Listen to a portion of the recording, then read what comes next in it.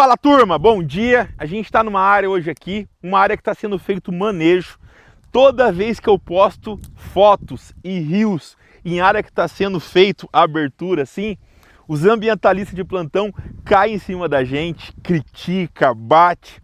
Mas no final do dia, poucas pessoas sabem que uma área dessa daqui, para ser aberto 200 hectares, outros 800 tem que ser conservado.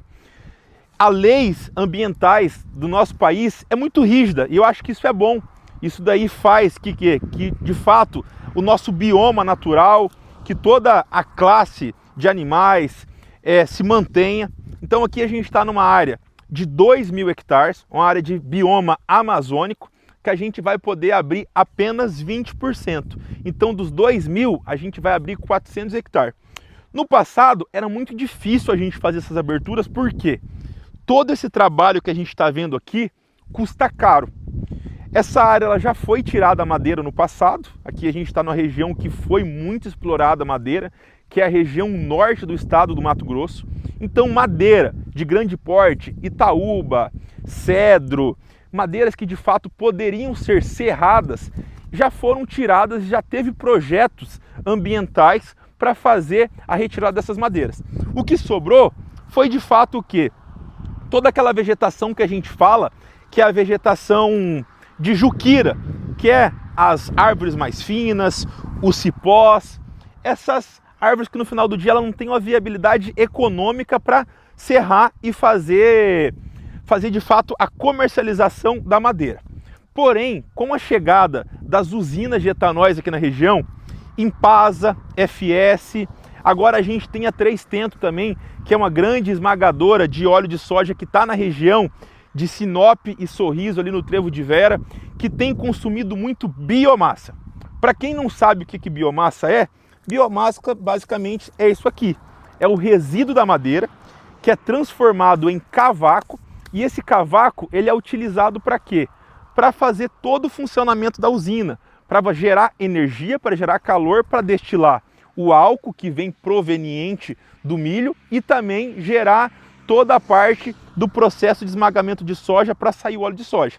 Então, está sendo feito agora manejos do quê? De abertura dessas áreas de juquira, e tem empresas que estão fazendo o quê? Parceria com nós que somos proprietários dessas terras, para quê? Eles pegam a área enjuquirada, eles fazem todo esse trabalho de enleiramento, que a gente chama, que é de fato enleirar todo essa mata, certo? Isso aqui é feito com tratores de esteiras. Agora, aqui a gente está aguardando a licença para quê? Para fazer a transformação do cavaco. Então a cavaqueira vai chegar aqui e as máquinas vão jogando esse cavaco para dentro, daqui vai moendo isso daí, transformando como se fosse um pó de serra. Muita gente já na infância via aquelas serrarias, aquele pó de serra, porém com a densidade maior. Basicamente como se fosse vários pedaços de madeira assim, triturados para quê? Para gerar essa biomassa. Isso tem feito o quê?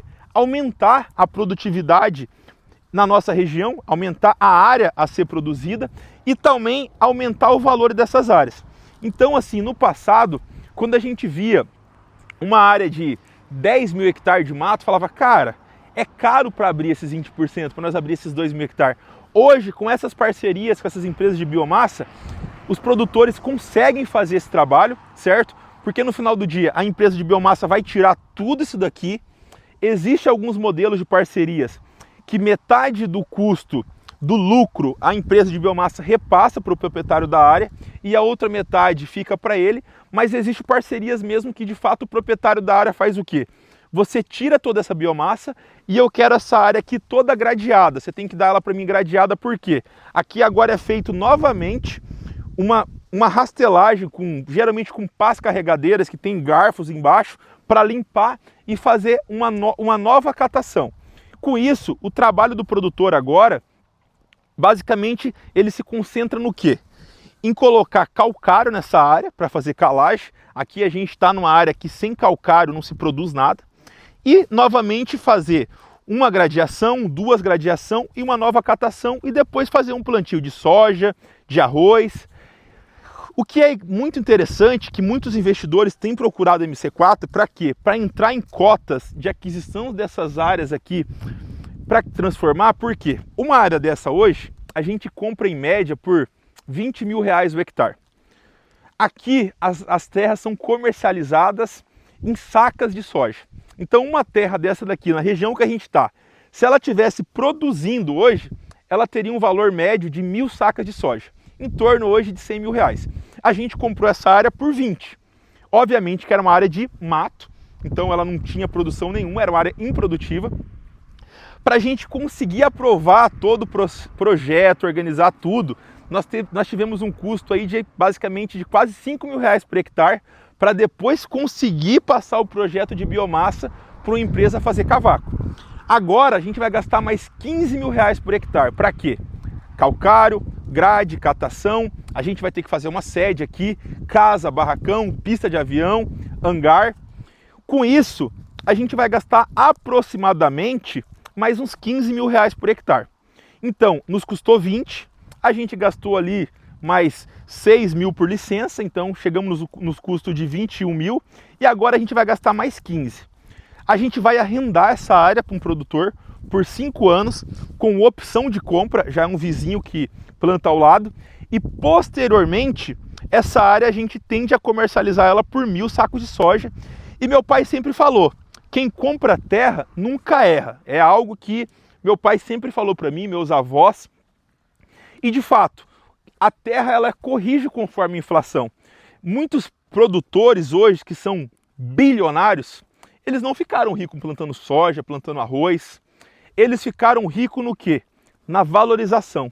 Chegaram no Mato Grosso, pegaram terras que eram improdutivas, que eram áreas dessas maneiras aqui, abriram em cima de um CBT e uma terra que muitas vezes eles trocavam uma fazenda por um Fusca, por um Mercedinho 113, por uma carreta, hoje vale milhões. Então hoje um produtor que tem uma fazenda de 1.000 hectares, a 1.000 sacos de soja, basicamente ele tem um ativo de patrimônio de 100 milhões de reais. Quem que constrói hoje 100 milhões plantando? É muito difícil. Com a rentabilidade que a gente tem hoje, ela não entrega toda essa produtividade. Aqui a gente está numa terra que ela tem em média 28% de argila, certo? Na média. Obviamente que aqui onde que tá, a gente está numa área mais argilosa, certo? Porém, ali nos fundos aonde que tem as APPs, ela é um pouquinho mais arenosa. Porém, é uma fazenda que facilmente, no primeiro ano de soja, vai produzir 65, 70 sacos. A gente vê muitos produtores hoje reclamando, justamente porque pelo custo de abertura, pelo custo de transformação, mas a chegada dessas usinas de etanol de milho é algo que tem ajudado muito o produtor a transformar essas áreas. Eu vou para São Paulo todas as semanas, toda semana eu tô lá.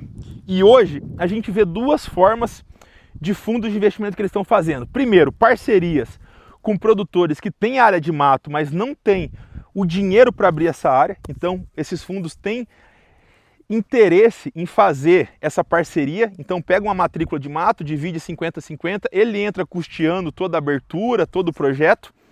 E uma outra parte que eles estão basicamente fazendo consórcios de compra. Então eles se reúnem em 10 grandes family office, investidores, compram uma área de 20 mil hectares de mato, transformam e arrendam para grandes grupos, já pensando na liquidação dessa área nos próximos 7, 8 anos. A gente vê hoje diversas Fiagro que faz isso. Eu acho que um grande player nesse mercado aí é a Suno, que é um grande player que eu admiro muito. O pessoal da Risa SA, que está lá na região nordeste do país, e são regiões que há 20 anos atrás ninguém falava que hoje a nossa região concentraria o maior PIB per capita por habitante, assim como as regiões de Sorriso, Rondonópolis, que eram regiões de cerrado, regiões improdutivas, né? E com a chegada do estudo aí da Embrapa na época de fazer a calagem, utilizar o calcário para corrigir essa acidez de solo, fez que todo esse desenvolvimento na região centro-oeste e nordeste do país acontecesse. Gente, basicamente, para quem não entende, é isso aqui que começa uma transformação de uma área. Essa área, ela era daquele jeito que está lá no fundo, então vocês podem ver que ela não era uma região de mata fechada, ela já tinha sido explorada, a madeira mesmo, o bioma natural, a itaúba, o cedro, toda a madeira que de fato tem viabilidade econômica para comércio, e ficou só aquela juquira, que eram as árvores mais finas, tá vendo? Como vocês estão vendo aqui, ó, todo aquele cipozaiada, galhos finos. Só que aqui a gente tem essa trava de 80%. Então, muitas vezes, antes de criticar o setor do agro, é o agro que coloca comida na sua mesa, certo? Muitas vezes fala, ah, mas é o pequeno produtor. Hoje o pequeno produtor, ele produz acho que menos de 2% do arroz que a gente come na nossa mesa, menos de 4% do feijão que tem na nossa mesa. Então o pequeno produtor hoje, infelizmente, não é o que sustenta o nosso mercado. De fato, são os médios, grandes e os grandes grupos de produção.